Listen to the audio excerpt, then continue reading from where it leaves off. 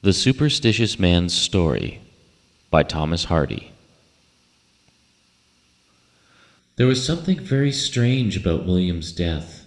Very strange indeed, sighed a melancholy man in the back of the van. It was the seed man's father, who had hitherto kept silence. "And what might that have been?" asked Mr. Lackland. William, as you may know, was a curious, silent man.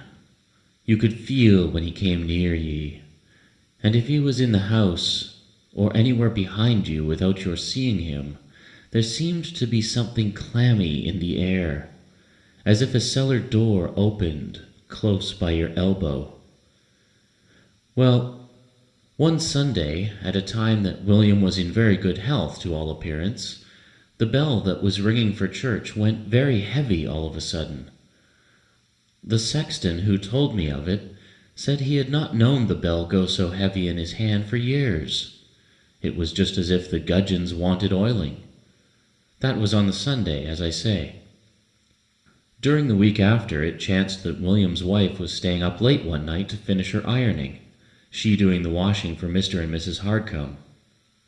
Her husband had finished his supper and gone to bed as usual some hour or two before. While she ironed, she heard him coming downstairs. He stopped to put on his boots at the stair-foot where he always left them, and then came on into the living room where she was ironing, passing through it towards the door, this being the only way from the staircase to the outside of the house. No word was said on either side, William not being a man given to much speaking, and his wife being occupied with her work. He went out and closed the door behind him. As her husband had now and then gone out in this way at night before when unwell or unable to sleep for want of a pipe, she took no particular notice and continued her ironing. This she finished shortly after, and as he had not come in, she waited a while for him, putting away the irons and things, and preparing the table for his breakfast in the morning. Still he did not return, but supposing him not far off, and wanting to go to bed herself, tired as she was, she left the door unbarred and went to the stairs, after writing on the back of the door with chalk, "Mind and do the door," because he was a forgetful man. To her great surprise, and I might say alarm, on reaching the foot of the stairs, his boots were standing there, as they always stood when he had gone to rest. Going up to their chamber, she found him in bed, sleeping as sound as a rock. How could he have got back again without her seeing or hearing him was beyond her comprehension. It could only have been by passing behind her very quietly while she was bumping with the iron. But this notion did not satisfy her. It was surely impossible that she should not have seen him come in through a room so small. She could not unravel the mystery, and felt very queer and uncomfortable about it. However, she would not disturb him to question him then, and went to bed herself.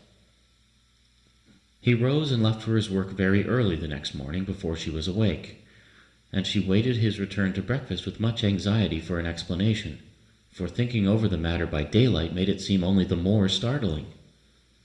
When he came in to the meal, he said, before she could put her question, "What's the meaning of them words chalked on the door?" She told him, and asked him about his going out the night before.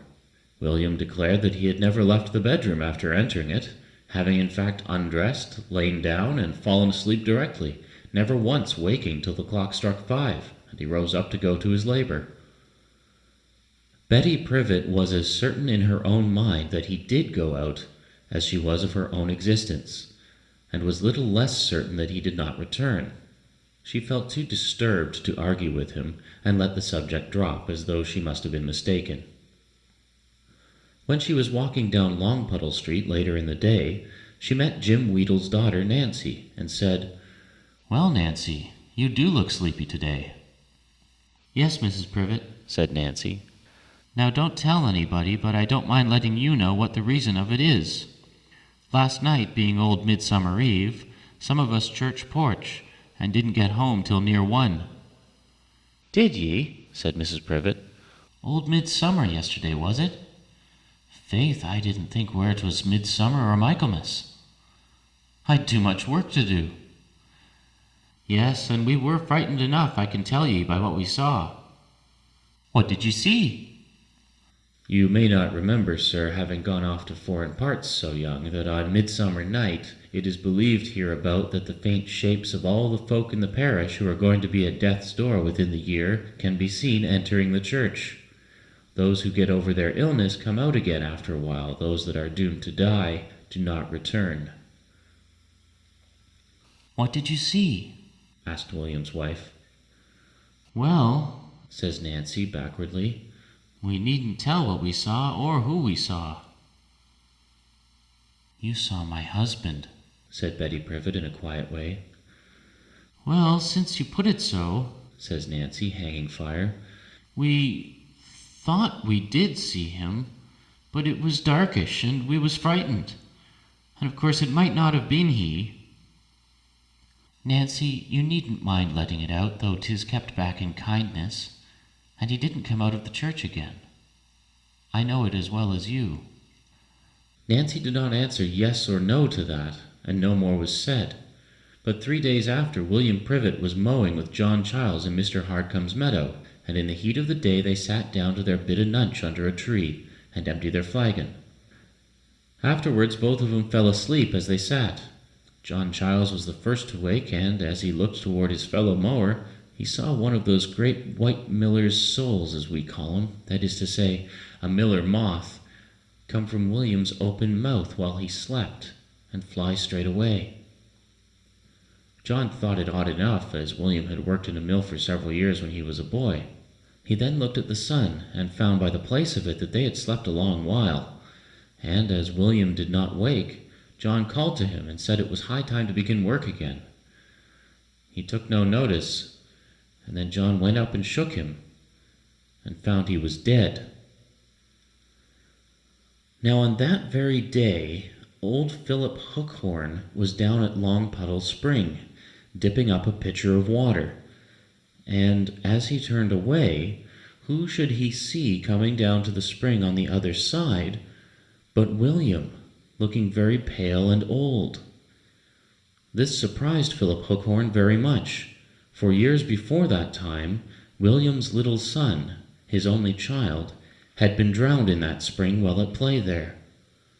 And this had so preyed upon William's mind that he'd never been seen near the spring afterwards, and had been known to go 1/2 mile out of his way to avoid the place.